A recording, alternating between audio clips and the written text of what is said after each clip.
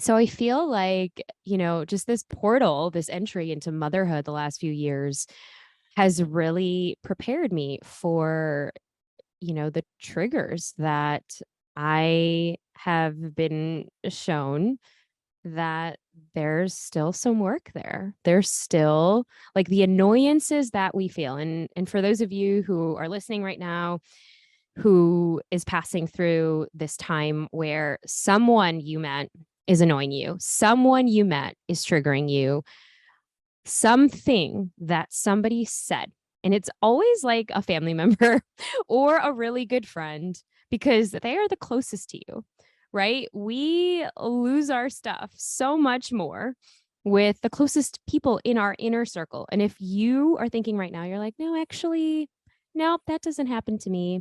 Well, I challenge you to get close to somebody, get close, like get vulnerable. That could be something as well because we lose our shit with people who we know are going to mirror that safe place and safe space for us. And I'm sharing this because, just recently, and, this is where kind of like the mom guilt comes in. My son, who, oh my gosh, God bless him, he's 3. He's 3 and a half. Okay, so 3 and a half. And he's like 3 and a half, and there's this three-nager stage that everyone talks about, and I never really believed it. And boy, this year, I think I would say threes have probably been way more challenging than the twos.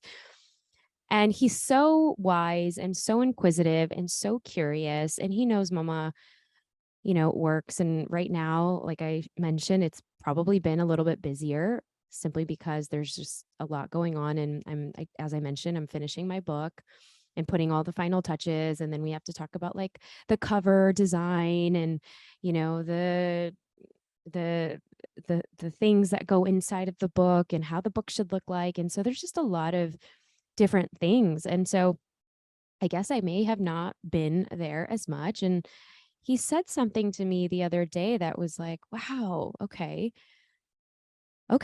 we're going to have this conversation. And, it's so the first day it was like, no, mama, I don't want you.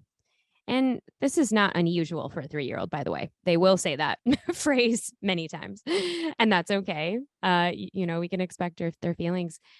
But then he had the biggest meltdown and, tantrum. And he was like, Mama, I want to go to work with you. And I work in my home. There are times where I'll go into the studio and film some episodes. And my husband and I share an office not too far away. And so I'll go there as well.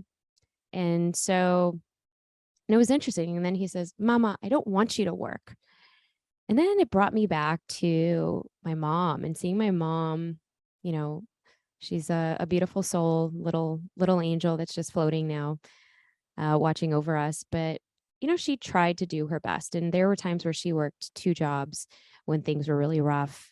And, this was before she had her breast cancer diagnosis because my dad was going through some troubles in his businesses because he was also an entrepreneur. And I just remember she was constantly working in that phase of my life. And I knew I was going through some bullying at the time. I was in grade school, and, or as you guys, or as many people in the US would say, elementary school. And I knew that this was a time that I needed her and she wasn't there. And immediately when he said that, Mama, I don't want you to work, that triggered me. Or, this kind of like activated me in a way like, oh my gosh, am I doing this? The same thing as my mom did to me, but I'm not blaming her. But at the time, I did blame her and I was so mad at her. And there were times where I didn't even want to talk to her because my dad, he worked from home and he was so present with us. And that's kind of what I remember. My mom was constantly, she was trying to do all the things because she wanted us to be in ballet and piano. So she's kind of like our chauffeur for many times to schlep us through all the, the Indian dance classes, the Filipino dance classes, the Hawaiian dance classes.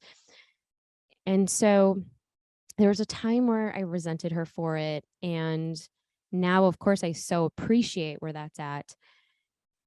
And it triggered me so much to like, okay, what is there that's still lingering that I need to heal and I need to really look into? And for those of you who Anytime we are triggered or maybe even hurt by a comment or we take offense to it, there's all of these different buzzwords to know that there is work to be done and it happens every day, right? We can say, I am so annoyed with this person, or, oh my gosh, I can't believe this person did that to me or to somebody else. What is it about them that we see that is showing us a part of ourselves that are still not healed?